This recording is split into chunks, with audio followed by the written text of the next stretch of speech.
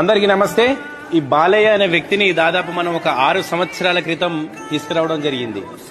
So తీసుకొచ్చిన తర్వాత వారి కూతుర్లు ఎవరైతే ఉన్నారో దివ్య గారు, లావణ్య, వారిద్దరి కూతుర్లు. ఆమె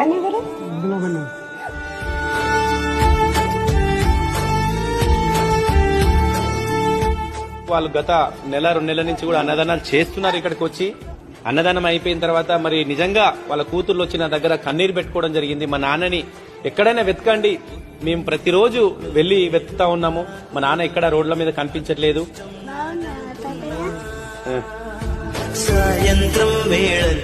నిజంగా మా నాన్న దొరికితే నేను ఖచ్చితంగా మా నాన్నగారిని చూసుకుంటానని ఒక ఆలోచన విధానం, వాళ్ళు చెప్పినటువంటి మాటలు నాకు నిజంగా చాలా బాధ అనిపించింది.